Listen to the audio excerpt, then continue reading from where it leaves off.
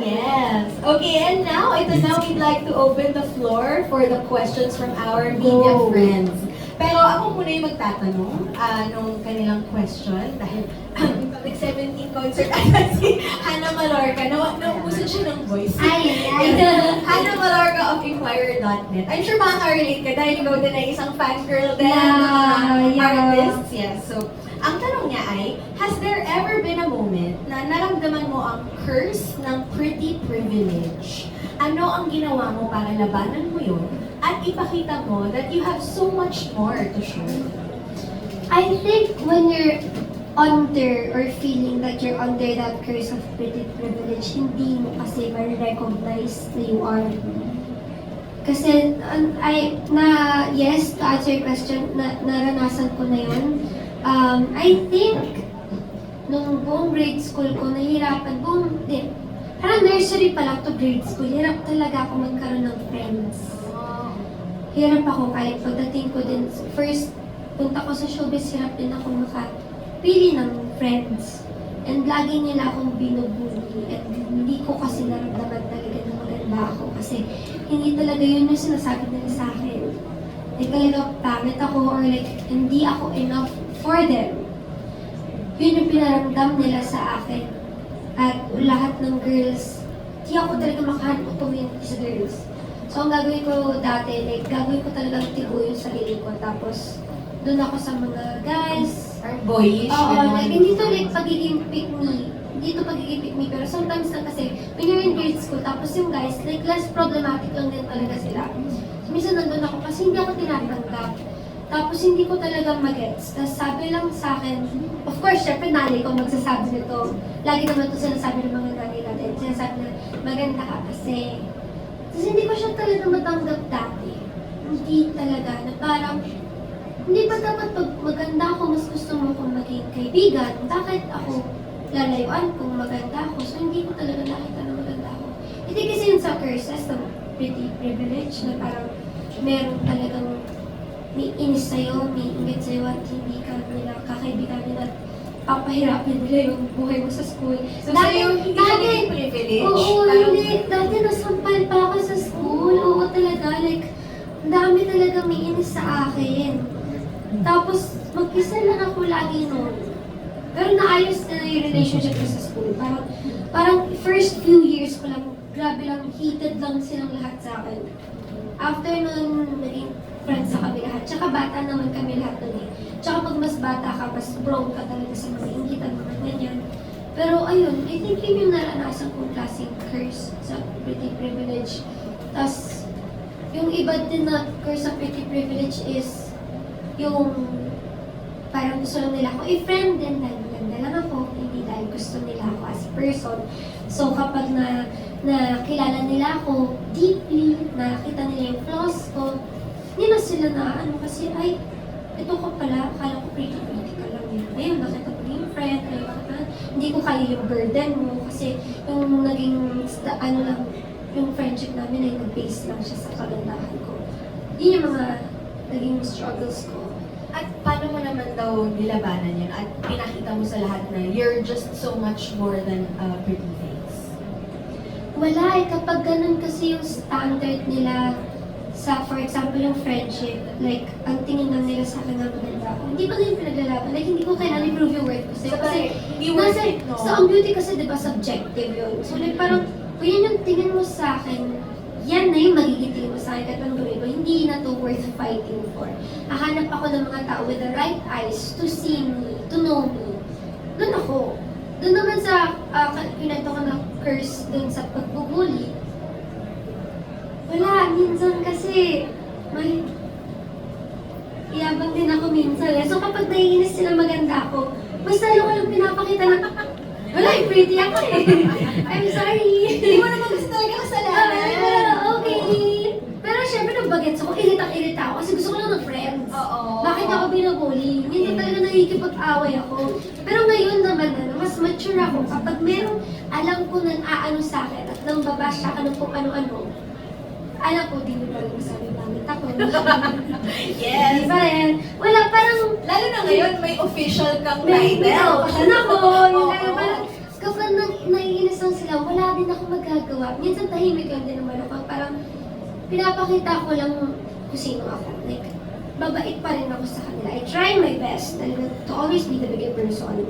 Tsaka mas nakaka-pretty kasi yung gano'n eh. Totoo. Yung ikaw pa rin ang umiintindi at ikaw yung tumatanggap lang at tingala ka lang at wala. Mas, hindi lang kasi dapat pretty ka, dapat pretty din yung attitude mo. Yes. Yun mas ang nakakaganda. Nandun talaga ang kagandahan kapag ang heart mo ay pretty. So, tinatry kong sabayan yung prettiness ko with a pretty attitude na kapag naiinis kayo, I'm sorry. Sorry, Ayan, not sorry. maiinis na naman sila sa akin. Ay, pero hindi mo naman kasalanan. Oo. Pero, ang ganda nung sagot mo na yan. Kasi bagay na bagay dun sa next question ni Hannah. Iba ang pagiging matapang ng isang Andrea Brillantes. Saan nanggagaling ang tapang na yun? At paano mo nire-remind ang sarili mo maging matibay? Diba? Sakto yung sagot mo kanina. Actually, lahat to, yung tapang ko, nanggagaling siya sa lahat din ng pinagdaanan ko. Minsan may moments na parang give up na ako, alam mo yun. Pero I will look back sa lahat ng pinagdaanan ko. Tapos, ngayon pa ba ako hihinto? Ngayon pa ba ako titigil? Nalagpasan ko na to eh. Kaya ko din to lagpasan. At of course, yung strength na nakukuha ko ngayon, galing lang talaga to lahat sa Diyos. Yung faith ko sa Kanya. Minsan, hindi na ako na talaga naniniwala sa self ko. Minsan, hindi na ako naniniwala. Minsan, sa humanity. Minsan, hindi na din ako naniniwala sa trabaho. Minsan, may times na kaya pa ba ng talent ko? Kaya ko pa ba idaan sa talent to? Kaya pa ba idaan sa ganda to? Hindi na. Pero maniniwala ako sa Diyos na i-deliver na ako sa lahat ng pinagdadaan ko. Hindi ko talaga alam. Minsan may moments na nag-iyak na lang ako. Sabihin ko lang, Lord, hindi ko talaga alam. Pero maniniwala lang sa'yo. Kapit na lang ako sa'yo. Sa'yo ako naniniwala. Hindi sa kanila, hindi dito sa mundo. Kundi sa'yo na lang ako maniniwala. So doon ako kumakapit. Yun na yung naging strength ko, ang aking anchor. Siya talaga doon ang galing.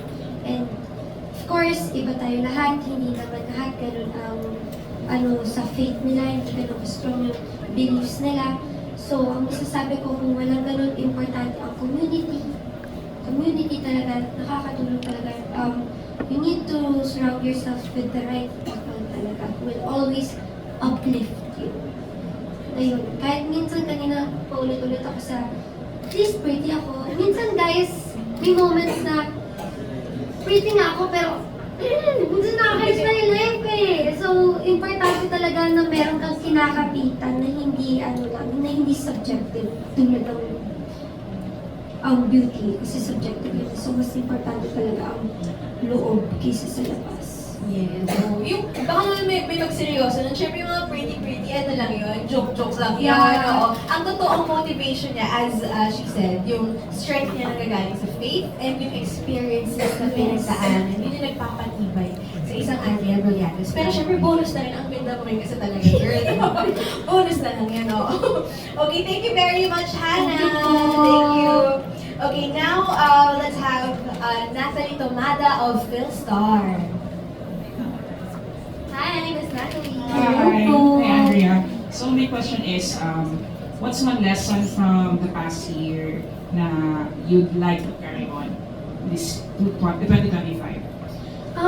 Mas lalo lang nag-grow yung relationship ko with God. So, gusto ko i-carry on yun ngayong 2025 na kahit anong pang mangyari, kung meron ibabato ulit, like hindi ako mawawala sa relationship ko with Him.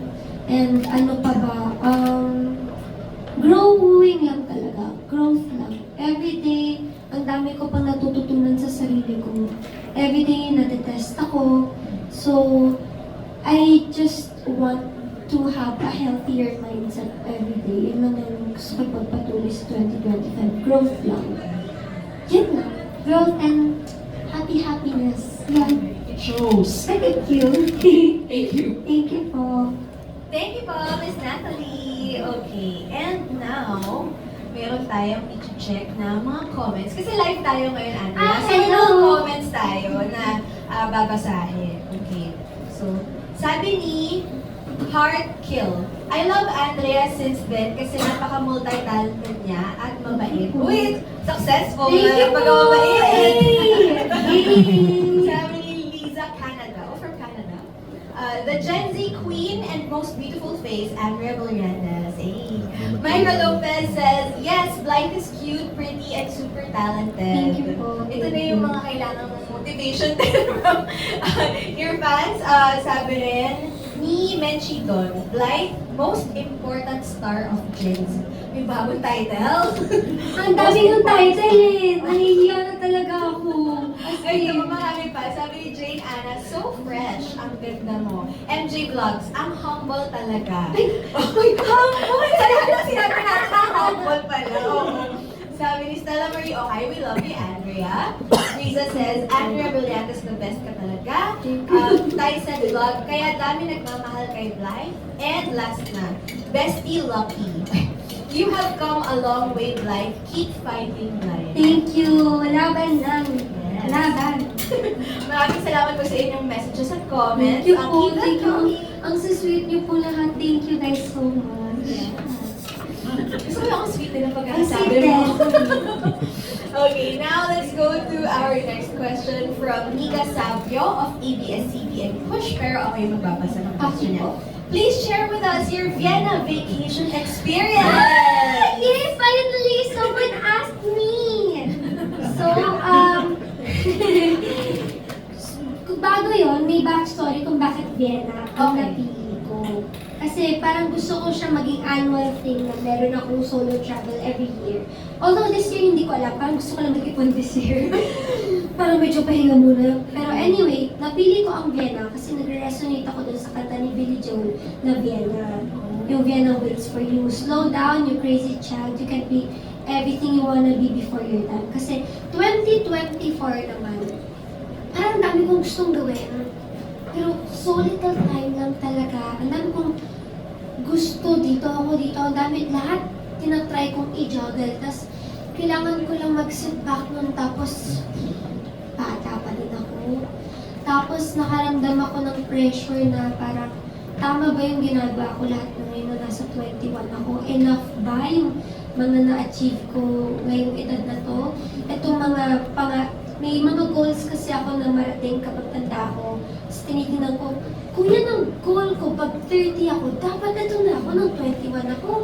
Hindi parang gumagano na ako. Tapos lagi ko yung piniplay.